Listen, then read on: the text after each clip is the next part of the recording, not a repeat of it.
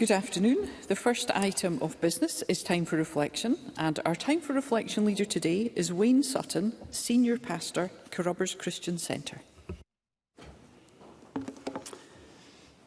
Presiding Officer, members of the Scottish Parliament, thank you for allowing me to join you this afternoon for your time of reflection. It certainly is good to stop in the midst of the busyness of our lives and reflect.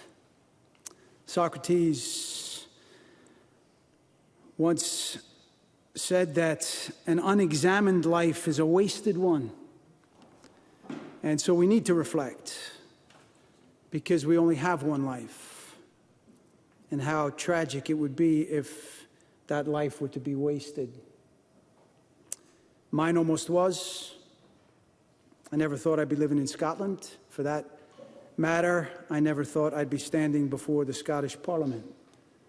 I grew up in New York, and although I had a very loving and supportive family, I fell into bad company in my early years, and it wasn't long before my life was consumed by drink and drugs. And I'm sure it's fair to say that if I'd kept going on that road, I may not have had a life at all, or be standing here today. But my life was interrupted, and it was transformed by the person of Jesus Christ, who's not only giving me my life, but also my reason for living. The Bible tells us that every one of us has been created in God's image and according to his likeness. And because we are, every one of us has dignity and meaning and value and purpose. The Bible calls it glory, or if you like, being made to express the greatness of who God is in our lives, which is our very reason for living. However, the Bible also tragically describes our fall from that glory, reminding us that all have sinned and fall short of the glory of God, and hence the awful mess that we find throughout all of the pages of history. And if that were the end of the story, it would truly be tragic.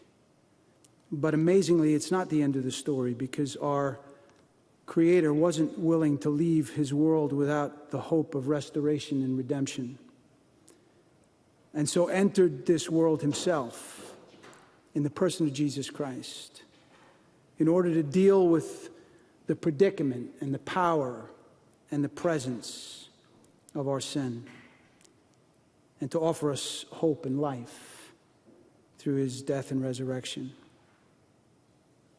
Today, many people across Scotland are struggling with life, and they're trying to fight the pain with the temporary pleasures and numbing of drink and drugs and more, desperate to find hope and meaning and purpose. Jesus put it this way: the thief comes only to steal and kill and destroy. But I have come that you may have life and have it abundantly. And so I tell you my story, knowing that Jesus' story is not too good to be true. It is true, and it's a perfect cure to a wasted life. Thank you. Thank you, Mr. Sutton.